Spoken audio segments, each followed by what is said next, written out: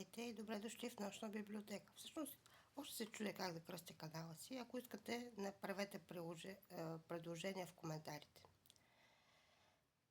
Днес ще си поговорим за един странен роман. Представете си град, в който никой не се усмихва.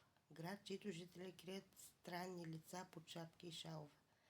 Град, в който нощем се чуват звуци от морето, но не от риби или вълни. Добре дошли в Висмут.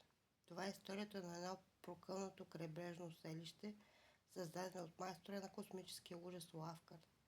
История, която и до днес кара читателите да се чувстват неспокойно. Разказът започва през 1927 година. Млад мъж пътува из Нова Англия и решава да спести пари, като мине през малко рибарско градче, наречено Висмут. Още при пристигането си усеща, че нещо не е наред. Улиците са почти празни, сградите се рушат, а хората изглеждат различно. Някои имат изпъкнали очи, други говорят странно. Всички сякаш крият нещо. В местна кръчма пътешественика среща стар пияница на име Задок Алън. След няколко часа той разкрива ужасна тайна. Преди десетилетия капитан Обед Марш открил далечен остров, където местните почитали странни морски същества. Те били известни като дълбоките. Съществата можели да осигурят злато и огромни количества риба, но срещу цена. Хората трябва да се смесят с тях, да сключват бракове, да раждат потомство и постепенно да престанат да бъдат хора. След разказа на стареца, младият пътешественик решава да напусне града, но последният автобус вече е заминал. Той остава за нощта и тогава започва истинския кошмар. По тъмните улици се чуват стъпки. Някой го търси. Вратата на стаята му е разбита. Жителите на Висмут го преследват из празните сгради, докато той отчаяно опитва да избяга.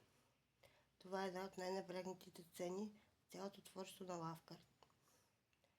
Но най-страшното откритие. Героят успява да избяга. Обаче историята не свършва. След собствено разследване той открива нещо далеч по-ужасно от чудовища в морето. Самият той е свързан с Висмут.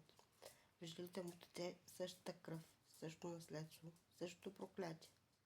И докато гледа отражението си в огледало, започва да осъзнава, че промяната вече е започнала. Защо историята е толкова плашеща?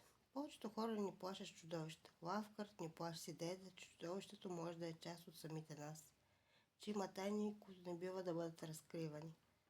И че понякога най-страшното не е онова, което дебне в тъмнината, а истината за това, кои сме ние. И до днес Висмут остава един от емблематичните измислени градове в литературата на ужаса.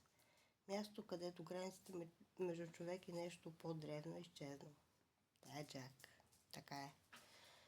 И ако някога чуете, че някъде по крайбрежието има старо рибарско кръче, което не фигурира на картите, може би е по-добре да слизате от автобуса, защото някои тайни все още живеят под вълните.